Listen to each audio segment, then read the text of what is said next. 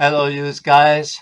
Paul Lutheran here, your ordinary Lutheran North Country guy, with my good Lutheran coffee in hand. We are here to get wisdom, eh?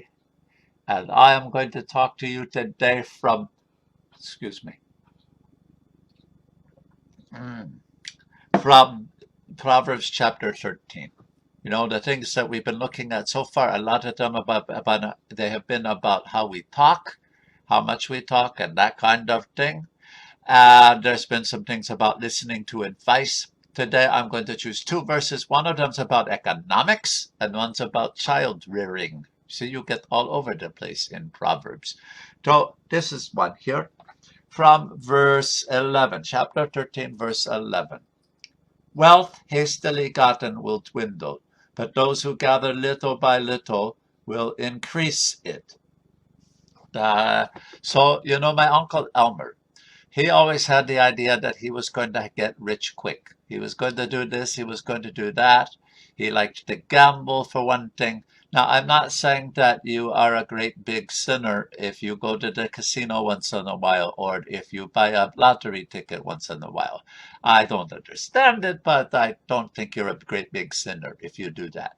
And I don't think that Uncle Elmer was a great big sinner, but I do think he lost a lot of money. And he would have been a lot smarter if he would have invested his money in something that earned a lot slower, but he wanted to get quick and then it didn't come. So this one is saying it's not just about gambling, but if we try to get it too fast, I'll get this out there. Wealth hastily gotten, it will dwindle. But if we do it little by little, we can build it up. Just the principled, basic way it works in our own personal economics. So just think about that. And here's the one on child rearing. Those who spare the rod hate their children, but those who love them are diligent to discipline them. Now, this is one that has been misused by people it's not just that they don't spare the rod, but they are sadistic. And I don't think it's saying you necessarily have to use an instrument to paddle or that you have to paddle at all if you can discipline without. It's just saying that children need to have boundaries that stay put. And they need to have boundaries that stay put and are upheld. And so there's different ways to do that, and we don't need to judge other parents for the way that they are parenting if you're a parent.